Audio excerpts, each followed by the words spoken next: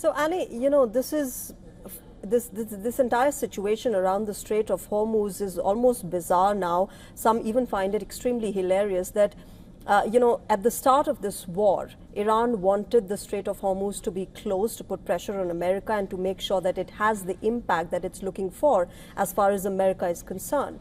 Now they want it to be open because of the kind of revenue that was coming in after they put that toll. Therefore, do you agree with Donald Trump when he says that this is just a face-saving tactic that Iran is now deploying? I think if there's one thing that Donald Trump understands, it's economic leverage. And he essentially saw the Strait of Hormuz being closed and most public opinion in Western countries going against him because he's Trump. And he drew the consequences. And anyway, and there was no reason why the Strait of Hormuz was something that would be only Iran's to close. The Strait of Hormuz is on one side is Iran, on the other side Oman.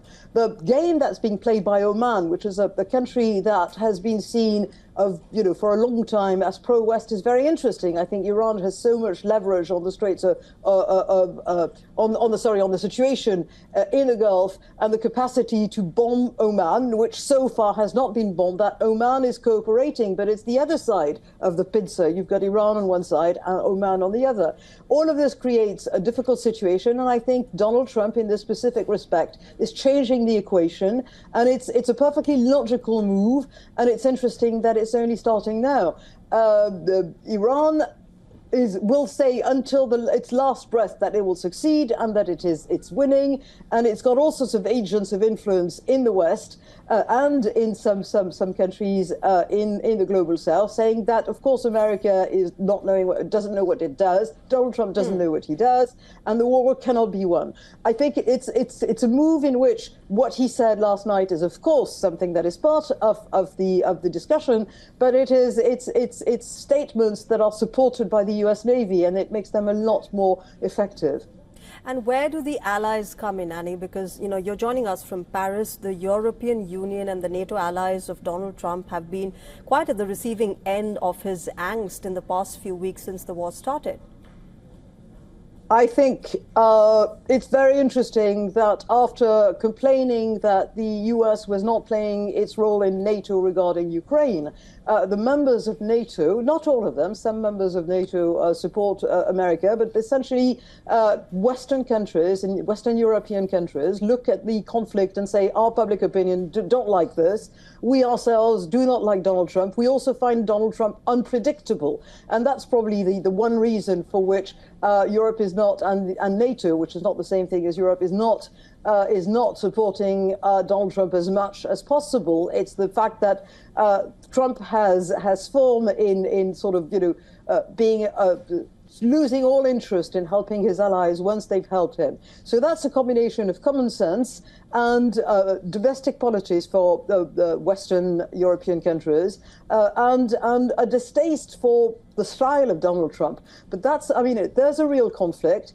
There's also the fact that lots of European countries still rely on oil, and America is oil sufficient. There's lots of things going on at the same time, and there's a disinterest and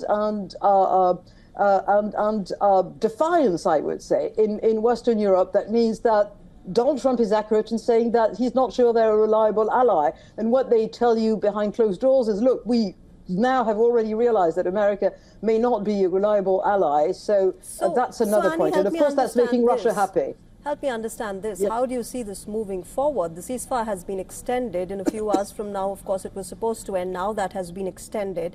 There is no confirmation from either side, the American or the Iranian side, as far as the second round of negotiations are concerned.